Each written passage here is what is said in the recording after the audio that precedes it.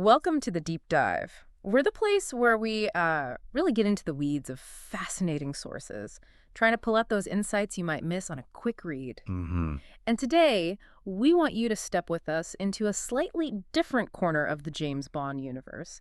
Think less, massive explosions and more, Horman drama. That's a great way to put it. We're looking beyond the suave cocktails today. We're diving into the surprising moral nuances, the deeper character stuff that reveals a different kind of 007. Exactly. So our focus isn't a big, sprawling novel this time. No, instead we've got three shorter but really potent narratives from Ian Fleming's For Your Eyes Only collection. We'll look at the title story, Quantum of Solace, and the Hildebrand Rarity. And these aren't just quick side adventures. Not at all. They're almost mini masterclasses. Yet unique insights into Bond's character, the murky gray areas of spy work, and some genuinely unexpected moral spots that Bond and, frankly, us have to wrestle with. So our mission today is pretty clear. Let's pull out the most important takeaways, the surprising little facts, and maybe especially those moments of sharp human observation that make these stories more than just plot summaries. Let's get into what makes them tick and what they tell us about Fleming's world overall. Okay, sounds good. Let's start with the one that gives the collection its name, For Your Eyes Only. Right. And this one, it immediately puts Bond into a situation that feels, unusually personal. It shows us a Bond who is maybe more vulnerable, even fallible, than the usual image. Yeah, I noticed that. It kicks off in a classic Bond place. Fouquet's in Paris. He's got his Americano, but things turn grim fast. Marianne Russell from the firm shows up, talks about a crash dive. Which we find out is Secret Service slang for really bad news. Right. But what makes this call to duty different? It feels different from just another assignment brief. Well, what's immediately striking is how personal the stakes are for M. Bond's boss, usually so unflappable. Wing Commander Rattray briefs. Bond, brutal murder of a dispatch rider, Corporal Bates, theft of really sensitive NATO intelligence, joint intelligence papers, Iron Curtain order of battle, that kind of thing. Okay, serious stuff. Very. But here's the kicker, as you said. M sends Bond as his personal representative. Because this whole incident, it's being spun by SHAPE, Supreme Headquarters Allied Powers Europe, to basically undermine M's unit out in St. Germain. There's this German head of counterintelligence at SHAPE who wants to absorb M's people. Ah, so it's office politics mixed with espionage. M's exposed. Exactly. This isn't just about stolen papers. It's a power play. Bond isn't just an agent here. He's M's personal champion in a bureaucratic fight. And the sources remind us Bond's coming into this right after a really bad mission, right? A dismally failed assignment on the Austro-Hungarian border. Someone died because of misunderstandings, willful ones. Yes, that context is crucial. So this isn't the invincible Bond we sometimes think of. He seems tired, almost cynical about Paris, saying its heart was gone, pawn to the tourists, pawn to the scum of the world. What does that previous failure tell us about this Bond? It's a really important bit of shading. This isn't the Bond who just waltzes in and wins. He's carrying the weight of failure. Yeah. It shows a fallibility that adds, I think, a lot of depth. Yeah. He's operating in a world that feels grayer, more complex, where internal politics can be just as dangerous as the enemy. So when Colonel Schreiber, the American head of SHAPE Security, says there's nothing, repeat nothing, to go on. It forces Bond to dig deeper than just the obvious clues. Exactly. He has to rely on his intuition. And that intuition really pays off. The dogs find nothing, but Bond picks up on this casual mention of gypsies from a dog handler. And he finds those incredibly subtle scratches on the trees, camouflaged right at pedal height.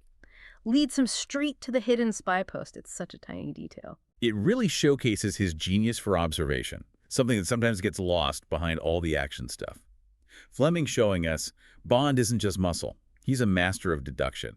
He sees the pattern in the noise. And what he finds is pretty ingenious itself. Oh, absolutely. This hideout in a bramble mound with a periscope camera, Fleming calls it a rose eye, and these special webbed feet, snowshoes, to avoid leaving tracks. Clever. And the killer's disguise is perfect.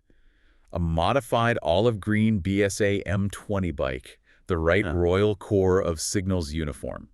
You see exactly how Corporal Bates was lured in. It shows the level of sophistication they're up against. That attention to detail from both Fleming and the enemy spy is impressive, and Bond quickly figures out who's behind it. Right. He realizes this whole setup serves the GRU, Soviet military intelligence. So suddenly, M's personal problem is also a major geopolitical incident. It always escalates, doesn't it? It tends to with Bond. And as things heat up, Marianne Russell is contacted. She gets pretty angry with him. She accuses him of showing off, calls his plan to ambush the killer on a dummy run man's work. That's a fascinating moment. It highlights the risk, but also throws in this interesting gender dynamic between them. It does. But Bond, of course, stays cool under pressure. And then, almost casually, invites her to dinner after it's all over. Classic Bond. Which brings us to the confrontation itself. High stakes. Very. He uses his bike's driving mirror to see the killer coming, brakes hard, skids the BSA. It's incredibly tense. And then he fires his Colt .45. That description of the killer's crash helmet shattering like an eggshell, really vivid, brutal. It is. And it leads to this surprisingly poignant moment afterwards. Bond's wounded, but okay. He shows Marianne a bird's nest he found. A symbol of life amidst the death. Sort of, yeah. A small, fragile thing. And then he promises to take her to London. After all that violence, it's this hint of a deeper connection, maybe an understanding forged in that danger. A glimpse of Bond's humanity. It really is. So if we had to pull out the biggest insight from For Your Eyes Only, what would it be? It feels like Fleming showing us a Bond who's more human, more vulnerable than we often see. I think that's exactly right. It peels back the myth a bit. Shows us the man underneath, guided by intuition, burdened by failures and loyalties, making tough calls in a messy, ambiguous world. Speaking of messy human stuff, let's switch gears completely to Quantum of Solace. This one is such a departure from the usual spy games. It really is. And that's entirely the point, I think. So what's the setup here? Why does Fleming put Bond in this kind of story? Well, Bond's in Jamaica. He's just finished a mission successfully, but it felt kind of hollow to him, sabotaging some Cuban rebel arms shipments. And he finds himself stuck at this incredibly tedious dinner party hosted by the governor. Right, the opposite of thrilling spy action. Precisely. The mundane setting is deliberate. It highlights the story's core idea, that the real devastating violence isn't always bombs and bullets. It's often found in the quiet, emotional cruelty within human relationships. That's a powerful idea. And the governor launches into this story completely unrelated to espionage. It's about a man named Philip Masters. Yes, a colonial service officer. Described as shy, awkward, not much luck with women. Apparently found some sort of affection and compensation in being, liberal and humane towards the local population back in Nigeria. It paints a complex picture, doesn't it? What does that tell us about Masters? It suggests he's someone deeply starved for connection, for validation maybe. His kindness isn't just pure altruism, it seems to fill a deep psychological need, which makes his later infatuation with Rhoda Llewellyn, an air hostess, feel even more intense. Fleming really zooms in on the details there. He does. That intimate little gesture she makes, undoing his seatbelt, her Mocha and Rose's complexion, the fair hair in a neat bun, sparkling blue eyes. These small things show how a simple kindness can feel enormous to someone emotionally deprived.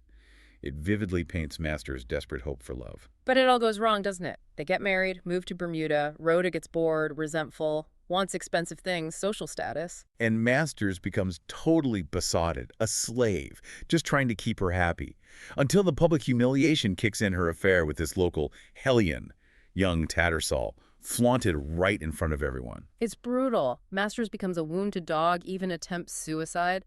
Just heartbreaking, and so far removed from Bond's usual world. It's a stark contrast, absolutely intended. And this leads the governor to his big philosophical point, the quantum of solace. Explain that again. It's a fascinating phrase. He defines it as the minimum amount of basic humanity or comfort that a relationship needs to survive. When that quantum of solace stands at zero, when one person seems set on destroying the other's very self-preservation, the relationship is fundamentally broken. Irreparably. It's such a precise, almost clinical way to describe something so devastating. What does that offer us, you think, about human connection? I think it's universal, isn't it? That baseline of empathy, of basic comfort, is essential. Take it away completely, and the damage is profound. And Masters' revenge. Wow. It's chilling because it's so quiet, so polite. He comes back from Washington completely changed. Transformed. And he forces Rhoda to live basically as a servant in their own home. For a whole year, Fleming calls it a death of common humanity. Then he leaves her with almost nothing, a mortgaged car, a radiogram, his parting words, "You're pretty, you'll never starve." Cold. Incredibly cold, but then comes the twist. Right. Rhoda doesn't just disappear. She ends up marrying some Canadian millionaire living in Clover. What does that ending do to the story's message about justice or resilience? It makes it much more complex, I think. It denies us a simple moral payoff. Master's horrible revenge doesn't actually destroy Rhoda in the end. She adapts, survives, even thrives in her own way. It suggests that while emotional cruelty is deeply damaging, people can also be incredibly resilient. Survival takes many forms, and this whole story, the governor telling it, it hits Bond hard. It makes his own world, his violent dramatics, feel suddenly hollow. He sees the real violence inherent in human passions in these emotional battles. He learns a lesson, the governor says, about paying attention to the comedy humane. The great drama of ordinary human life. So the core insight is that the worst violence isn't always physical. It can be psychological, emotional, and maybe even more damaging. Exactly.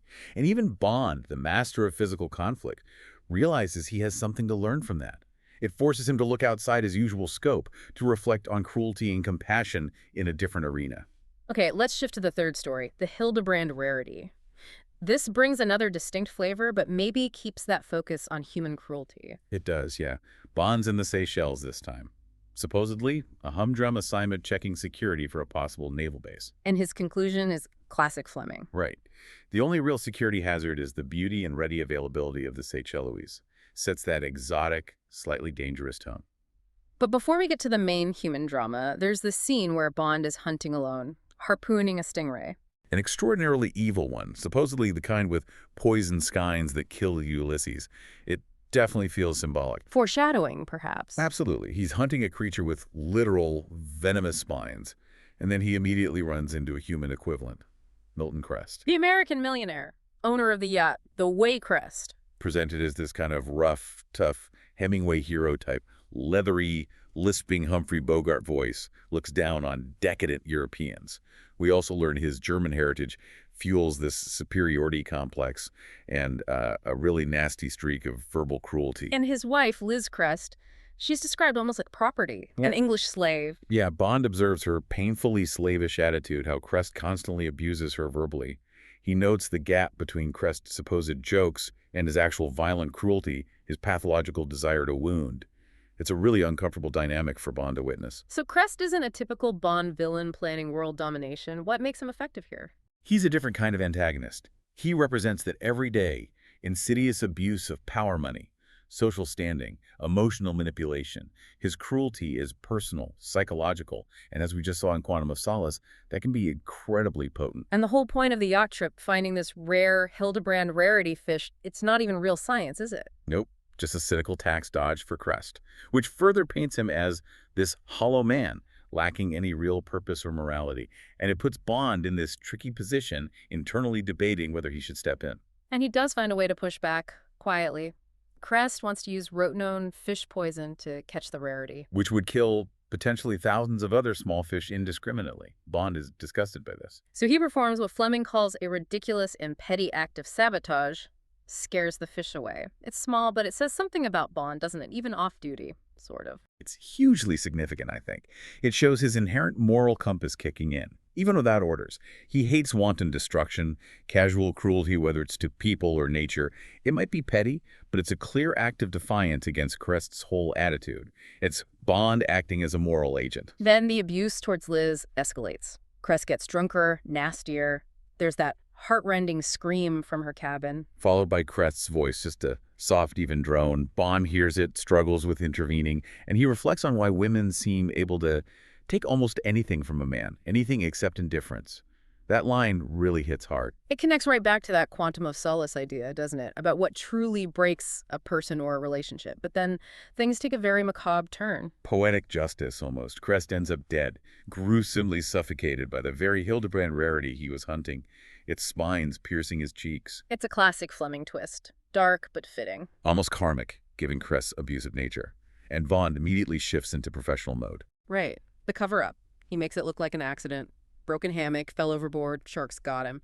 Cleans everything up meticulously. And in doing so, he makes a conscious choice to protect Liz and Fidel Barbie, the local guide. He figures they were likely involved, and frankly, that Crest deserved his fate. It shows Bond's pragmatic side, but also him making a personal judgment call on justice. stepping outside the official rules. Becoming judge and jury, in a way. And Liz's reaction the next morning is telling. Very. She's calm, puts on a performance of hysteria, but then makes this quiet decision. She's donating the Solace scientific Koh-i-Noor to the British Museum. A final act of defiance, taking the thing Crest obsessed over and using it for something completely different, reclaiming her agency. It's the ultimate quiet victory. The English slave asserts her independence, her dignity, in this understated but definitive way. Denies Crest any kind of legacy he might have imagined. It really underlines that theme of resilience finding a way through, even after terrible abuse. So looking at these three stories together, for your eyes only, Quantum of Solace, the Hildebrand rarity, they're often overshadowed by the big novels, but what's the final takeaway? What do they collectively show us about Bond in Fleming's world? I think they profoundly deepen our understanding of 007. They show us a more nuanced character, someone who grapples with failure, witnesses intense human cruelty and surprising resilience, and has to draw his own moral lines that aren't always set by MI6 orders. Yeah, it feels like they reveal that true villainy isn't always about, trying to blow up the world. Exactly. It can be found in the mundane, in the casual abuse of power, in emotional manipulation between ordinary people. And heroism, too, can be quiet, like Liz's final act. And Fleming uses all those small details brilliantly, Bond's specific drink, Master's inner thoughts, Crest's awful voice to explore these big themes. Control, revenge, the absolute necessity of basic human comfort, and how real danger and real courage can hide in unexpected places. He's definitely inviting us to look beneath the surface, to see those unseen depths in his world, and maybe in ours, too. Which brings us back to that central idea from the second story. It makes you think, doesn't it? It does. In a world where quiet moments can hide so much, violence or hidden agendas, Yes. What's the personal quantum of solace, that basic comfort or humanity that you rely on to navigate life's complexities? And maybe what small details around you, if you really look, might reveal the deeper truths that we often miss. Something to definitely ponder. Indeed. Something for you to mull over as you go about your own deep dives into the everyday. Thanks for joining us for this exploration today.